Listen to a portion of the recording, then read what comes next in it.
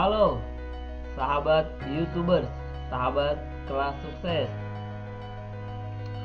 Semoga dalam keadaan sehat, tetap semangat dan tetap optimis meraih masa depan yang cemerlang.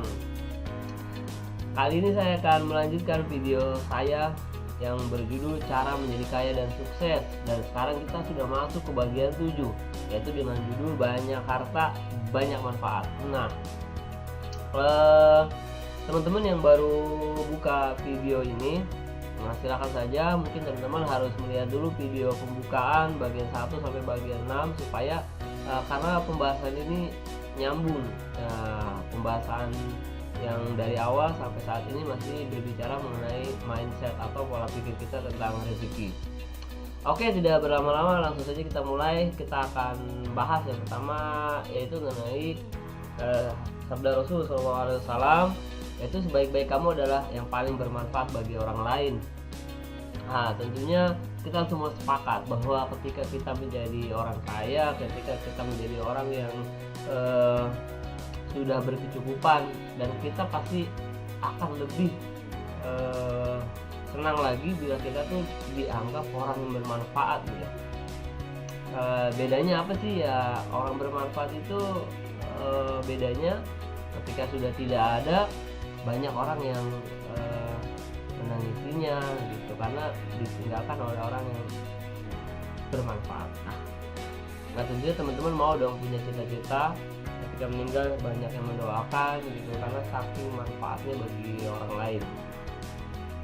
Kenapa sih kita harus bermanfaat? Mari sama-sama kita lihat dulu firman Allah dalam surat Al-Isra yang artinya, jika kalian berbuat baik, sesungguhnya kalian berbuat baik bagi diri sendiri. Nah, ini adalah salah satu keuntungan bagi umat Islam, bagi kita gitu. Jadi sebenarnya ketika kita berbuat baik, baik itu untuk diri kita, keluarga kita, ataupun orang-orang di sekitar kita, ya itu sebenarnya kita sedang berbuat baik bagi diri sendiri gitu.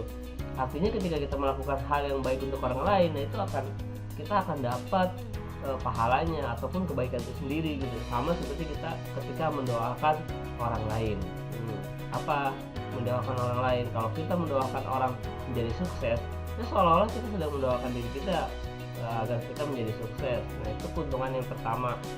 Nah, sekarang kita bicara keuntungan yang kedua, yaitu dari hadis Rasul SAW, bahwa barang siapa yang memudahkan kesulitan seorang mukmin dari berbagai kesulitan dunia, Allah akan memudahkannya kesulitannya pada hari kiamat. Dan barang siapa yang memudahkan orang yang sedang dalam kesulitan, niscaya Allah akan memudahkan baginya di dunia dan akhirat.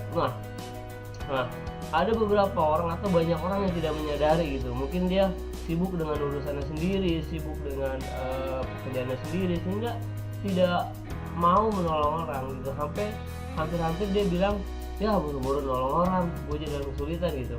Nah, padahal bisa jadi ketika kita menolong orang lain, justru itu menjadikan solusi buat kita gitu. Jadi nah, di sini cukup menjadi penguat bahwa ketika kita ada kesulitan, maka kita bantulah orang lain memecahkan masalahnya gitu.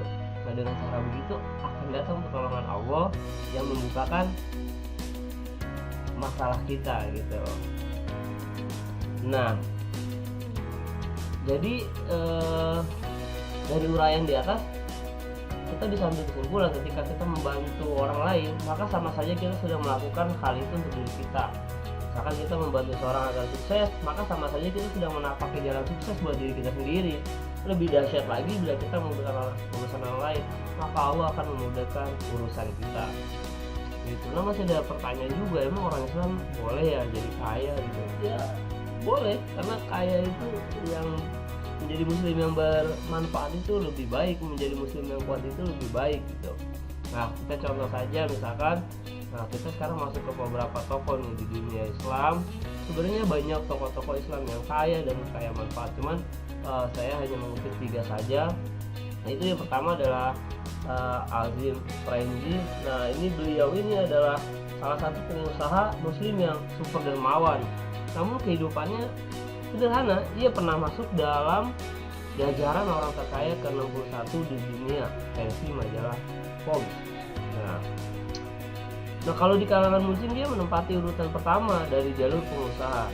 Nah, Mas Azim Premji ini punya Azim Premji Foundation, yaitu lembaga yang didirikan telah menyumbangkan dana sebesar 44 triliun untuk pendidikan dan pembangunan kawasan miskin di India. Nah, berkat kedermawanan dan jasa-jasanya sebagai penggiat sosial, ia telah dianugerahi berbagai penghargaan, di antaranya gelar doktor kehormatan dari Wesleyan University di Milton, Connecticut pada 2009, gelar Padma Bhushan pada 2005, dan Padma Vibhushan tahun 2011 dari pemerintah India. Nah, kita patut berbangga bahwa saat seorang muslim kaya dan perhatian terhadap masyarakat, inilah yang kita harapkan, sehingga kehidupan manusia akan lebih baik lagi, terutama Islam, karena ya Islam sama Islam kita ini semua bersaudara gitu. Nah, yang kedua adalah, nah ini Syekh Khalifah bin Zaid Al Nahyan, ini adalah Raja Uni Emirat Arab. Nah, beliau ini raja yang luar biasa, sangat dicintai oleh warganya. Bahkan hampir setiap Jumat saat khotib mengakhiri khutbahnya, khotib itu selalu berdoa dan membawa atau menyebutkan nama Syekh Khalifah bin Zaid Al Nahyan ini.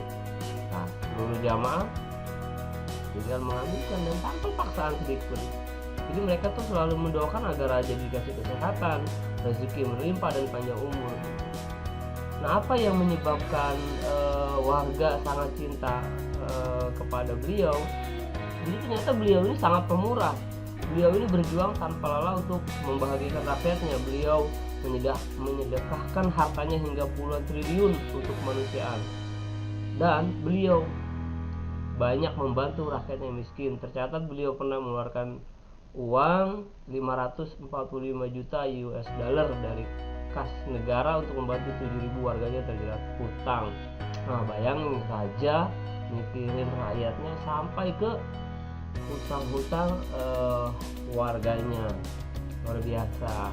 Karena itu warganya tuh dia mendoakan, itu kan yang membuat bahwa kebaikan untuk diri sendiri, dan apalagi saat orang lain mendoakan dan kita tidak tahu itu adalah doa yang paling mustajab gitu.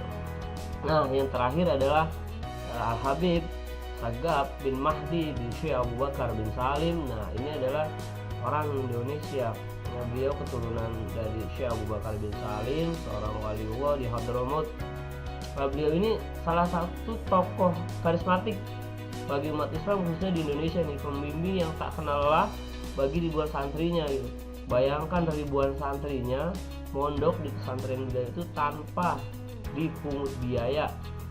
Luas wilayah pesantren itu sekitar 150 hektar. Jadi hampir 15.000 santri belajar tanpa dipungut biaya. Nah, beliau sekarang sudah meninggal dan dimakamkan di dalam perkomplekan pesantren Nurul Iman. Dampak yang paling terasa adalah pribadi beliau ini sangat bersahaja. Terima kasih. Kesimpulannya, semoga Allah mengaruniai kita rezeki yang banyak dan menjadikan kita pribadi yang bermanfaat.